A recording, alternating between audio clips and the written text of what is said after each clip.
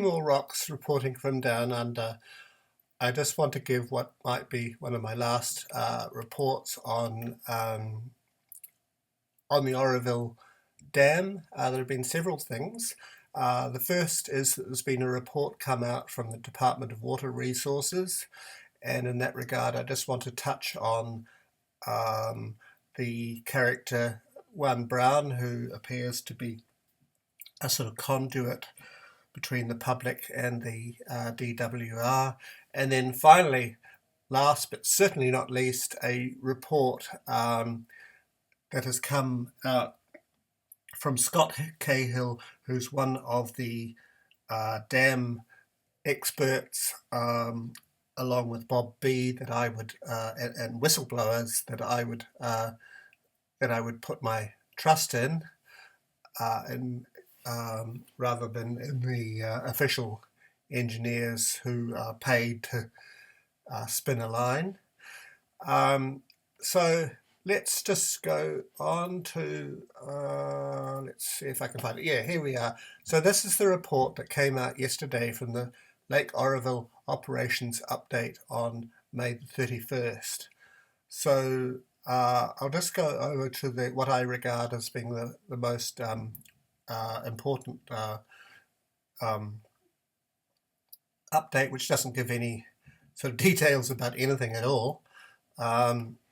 So due to forecasted inflows into Lake Oroville, the Department of Water Resources is preparing for the potential use of Oroville's main spillway next week. The potential use of Oroville's main spillway.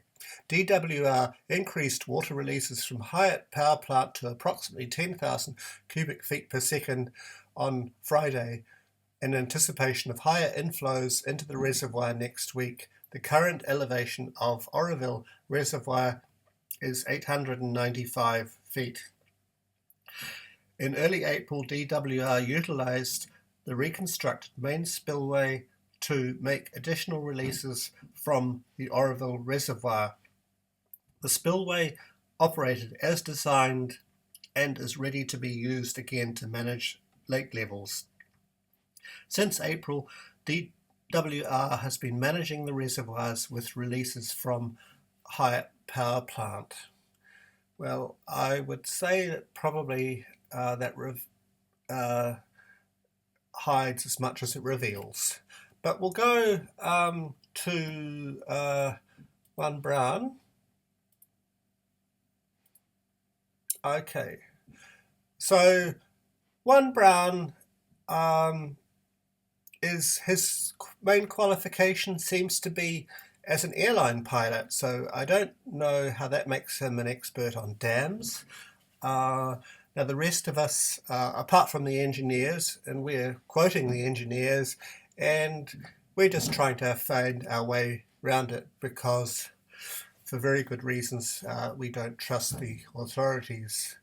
But one seems to be the conduit between the two. So, and he's saying these things, and I'm just wondering, perhaps as a pilot he has a direct link to God, as we know he does with the DWR. So let's just play just a minute. This is what he says is the case.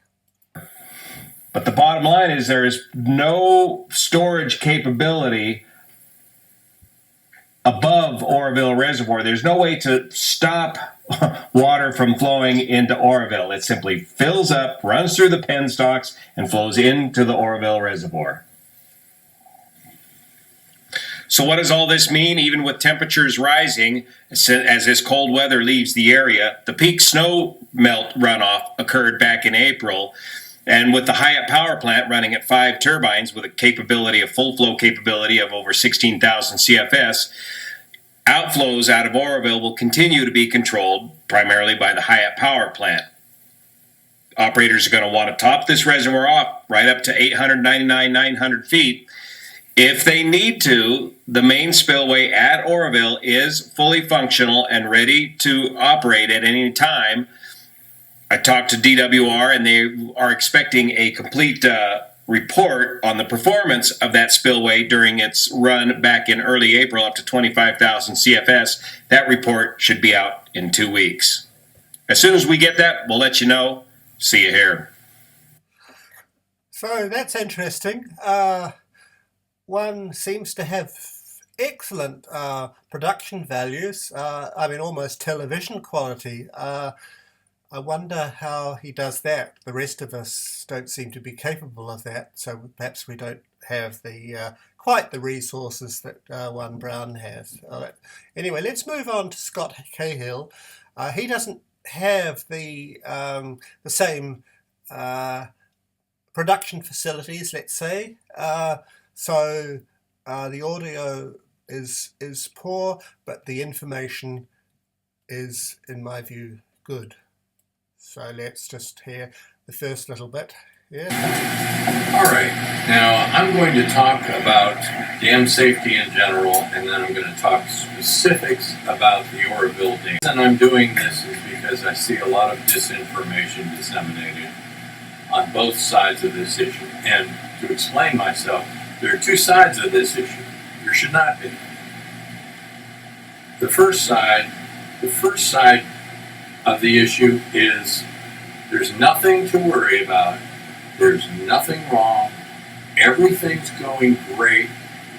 Just relax and don't ask us any questions. That's wrong.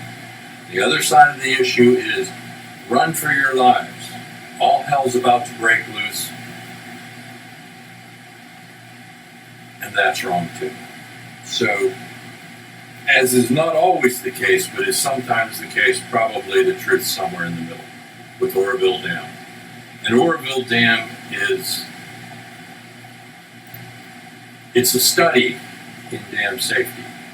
And so there we are, yeah. So he's taking a middle position, as he should, as a professional. Yeah, I'm not so sure about the disinformation from the other side, as he points out in his conclusion, which I'm just going to play you. Of course, we don't have the information that the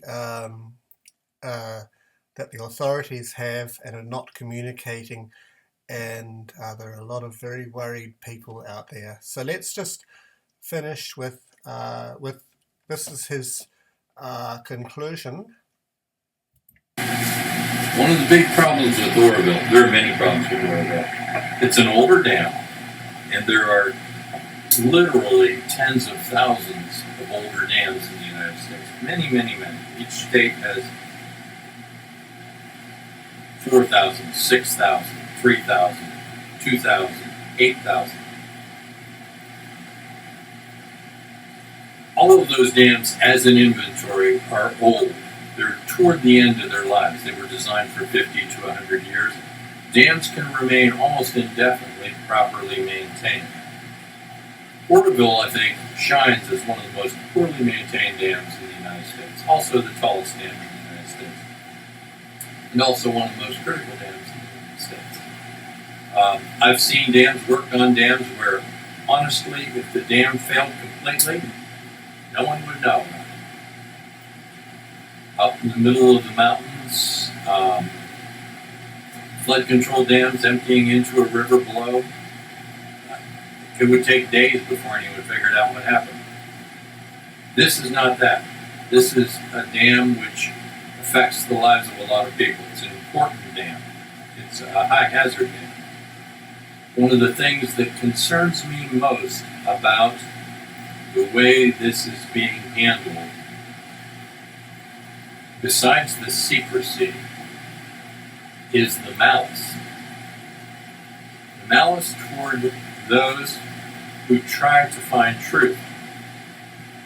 It is not the fault of those who try to reflect truth and falter that they are not given the information.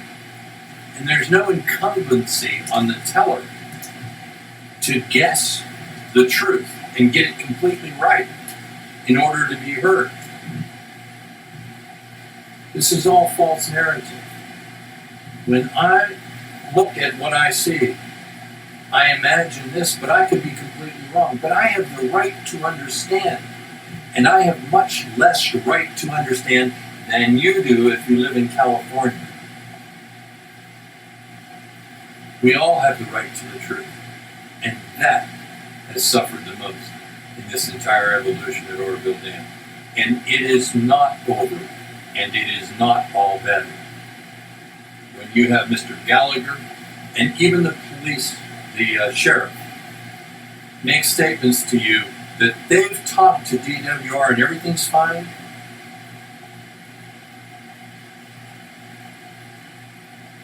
they're not acting to me like men who believe that everything's fine.